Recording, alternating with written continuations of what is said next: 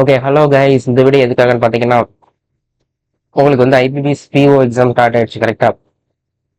Prelims முடிச்சுட்டு வந்துருவீங்க. அதுக்கடுத்து மெயின்ஸுக்கு உங்களுக்கு ஒரு 50 டேஸ் கூட இருக்காது, ஒரு 40+ டேஸ் தான் இருக்கு.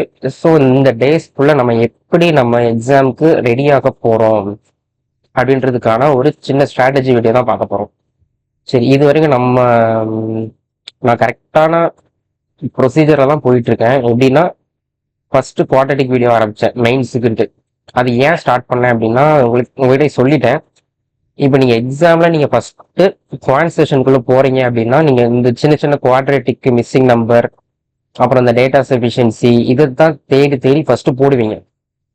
ஸோ அந்த கொஷனை போடும்போது அதில் நீங்க கான்ஃபிடென்ட் ஆனாதான், அதுல ஸ்ட்ராங் ஆனாதான் அடுத்து டிஐக்குள்ள உங்களால ஒரு கான்ஃபிடென்ட்டா உள்ள இறங்கி சால்வ் பண்றதுக்கு எக்ஸாம்ல டைமும் இருக்கும், அதுக்கான மைண்ட் கெப்பாசிட்டியும் உங்களுக்கு இருக்கும்.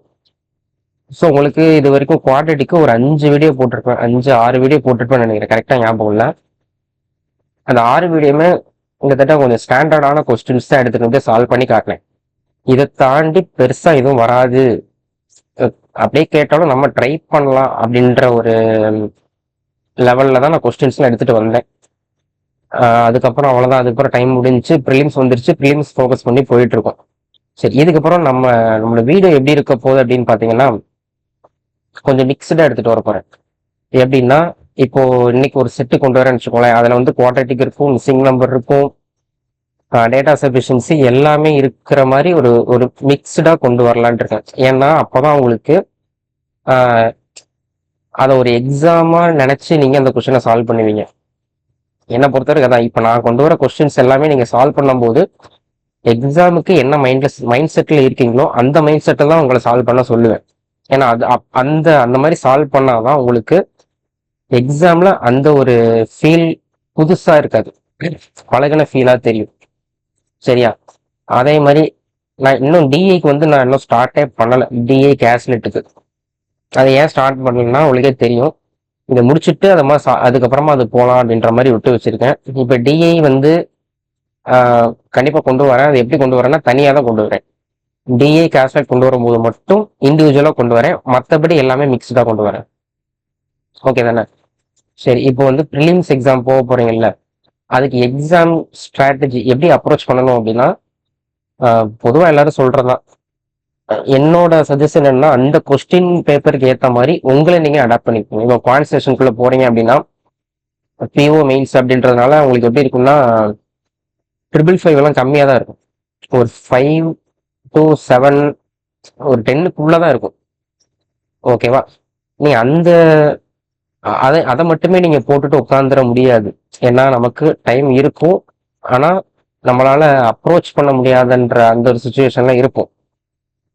கரெக்டா? அப்போ நீங்க டிஐயும் சூஸ் பண்ணலாம், நீங்க அப்ளிகேஷனும் போகலாம்.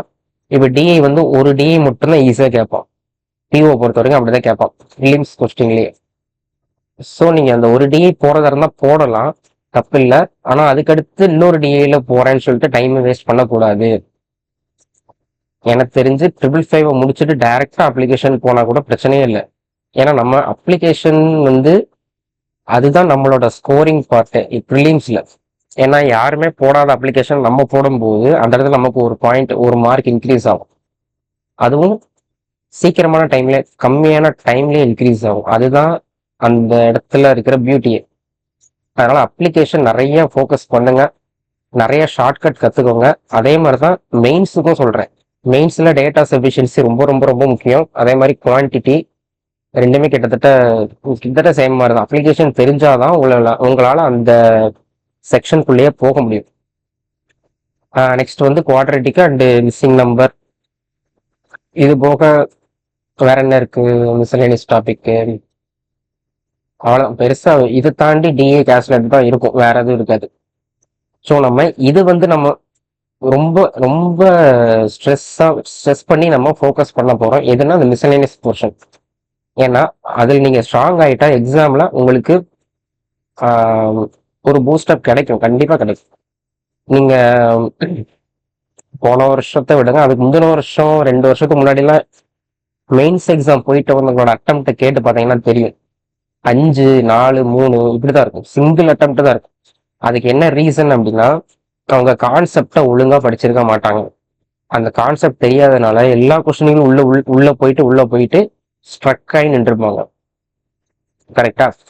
ஈவன் ஒரு குவாட்ரட்டிக்கல கூட அவங்களுக்கு அந்த அந்த இந்த ட்ரிக் தெரியாது. எப்படி அதை அப்ரோச் பண்ணணும்னு தெரியாது. அப்ரோச் பண்ணணும் அப்படின்னு நினைச்சு அந்த கொஸ்டினை விட்டுட்டு வந்துருவாங்க.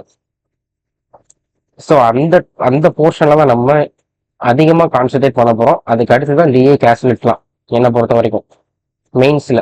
ஓகேவா? ப்ரிலிம்ஸ்ல கிடையாது. ப்ரிலிம்ஸ்ல அட்டம்ப்டை நல்லா ஹெவியாக கொடுக்கணும். அது வேற பாட்டு. இப்போ நம்ம மெயின்ஸுக்கு தான் சொல்லிட்டு இருக்கோம். சரியா?